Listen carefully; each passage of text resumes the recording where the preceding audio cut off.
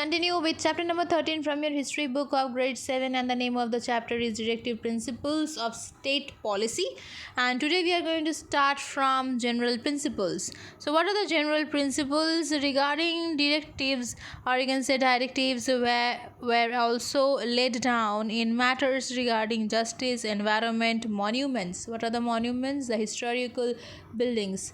Okay, those are the monuments and foreign policy. The government is directed to do the following. First is promote international peace and security. This means India is going to follow a defensive mode in the international scenario. India is never going to opt for the aggressive or violent mode towards the international relation. India is always going to remain and maintain defensive and maintain international peace.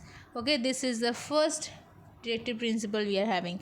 Next is maintain just means justice, just and honorable relations with other countries. We have to do justice and we have to maintain a respectful relationship with the other countries. Provide free legal aid to needed citizens so that justice is promoted. So we have to give free legal aid means help, okay, to the citizens so that justice is promoted or justice is there prevailing in the country. Protect and improve the environment and safeguard forest and wildlife.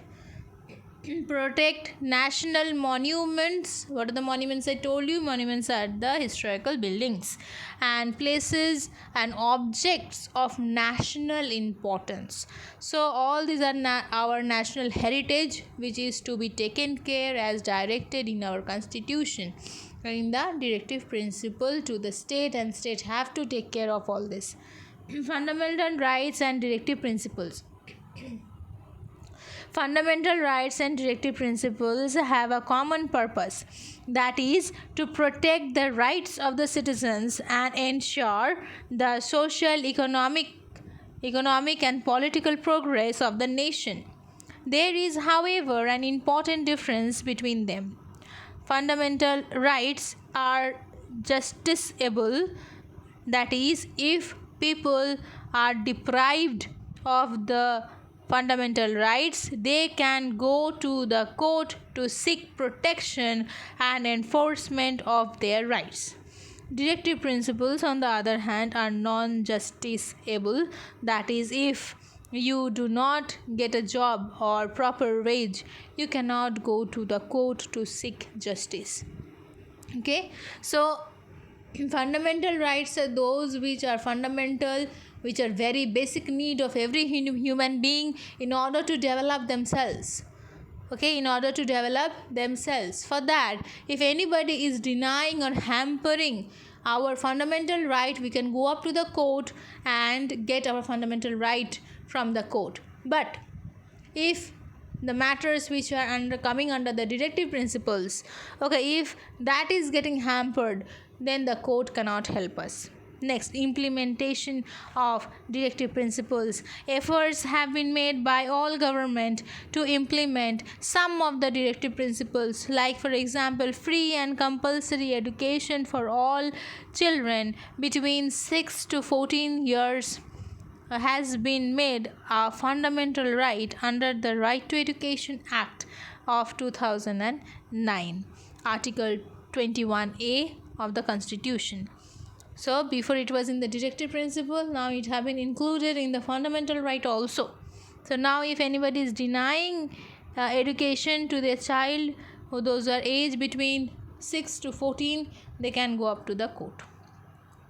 Welfare schemes for the scheduled caste, scheduled tribes and weaker sections of society are being implemented by the central and the state governments. A law has been passed guaranteeing equal pay for both men and women. Equal pay means regarding the job. If a job is being done the same job is being done both by men and women, both have to get the same wage or the same salary.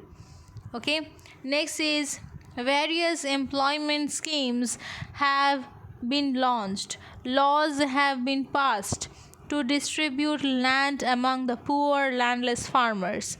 Much has been achieved, but we are still far from our goal of a welfare state. That means of a development.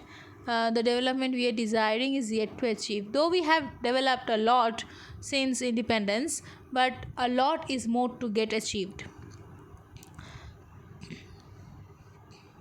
Sincere efforts on the part of the government and greater cooperation between the government and the people will go a long way in realizing the dream of a welfare state.